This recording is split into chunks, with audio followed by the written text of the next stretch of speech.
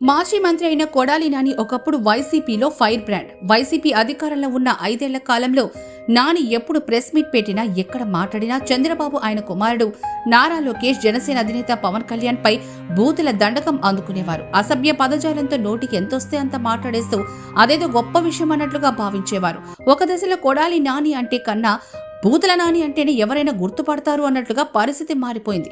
అలా బూతుల నానిగా గుర్తింపు పొందిన కొడాలి నాని వైసీపీ పరాజయం నుంచి నోరెత్తడానికే భయపడుతున్నారా అన్నట్లుగా మారిపోయారు. పరాజయం తర్వాత ఆయన నియోజకవర్గం ముఖం చూసిన పాపనే పోలేదు. నియోజకవర్గం అనేమిటి, అసలు బహిరంగంగా బయటకొచ్చిన సందర్భాలను వేలపైన లెక్కించొచ్చు.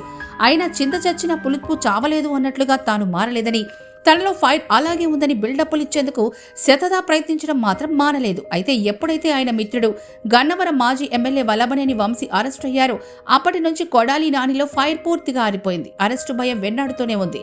ఆ నేపథ్యంలోని దాదాపుగా హైదరాబాద్కి పరిమితమైపోయారు. కొంతకాలం కిందట ఛాతి నొప్పితో హైదరాబాద్లోని ఓ ప్రైవేట్ ఆసుపత్రిలో చేరారు.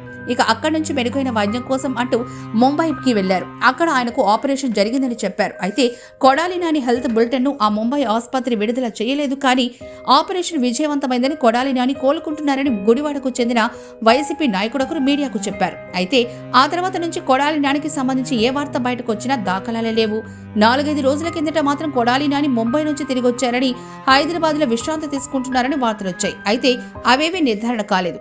అయితే కేసుల భయంతో వణికిపోతున్న కొడాలి నాని అనారోగ్యంతో బాధపడుతున్న ఆయన పట్ల ఎక్కడ సానుభూతి వ్యక్తమవుతున్న దాఖలాలు లేవు. చివరికి పార్టీ అధినేత జగన్ కూడా కొడాలి నానిని పరామర్శించలేదు. అనారోగ్యం అన్నంత మాత్రాన కేసులు వదిలిపెట్టవన్న సంగతి అర్థమైన కొడాలి నాని తెలుగు రాష్ట్రాల్లో ఎక్కడున్నా అరెస్టు తప్పదన్న భయంతో నాని విశ్రాంతి పేరుతో విదేశాలకు చెక్కారని భావిస్తున్నారన్న ప్రచారం జోరుగా సాగుతోంది. ఈ నేపథ్యంలోని కొడాలి నానిపై లుక్అవుట్ నోటీసు జారీ అయింది. అయితే ఇప్పుడు కొడాలి నానిపై లుక్అవుట్ నోటీసు జారీ చేసిన తర్వాత ఆయన ఎక్కడున్నారు, ఇప్పటికే విదేశాలకు చెక్కేశారా అన్న అనుమానాలు వ్యక్తమవుతున్నాయి.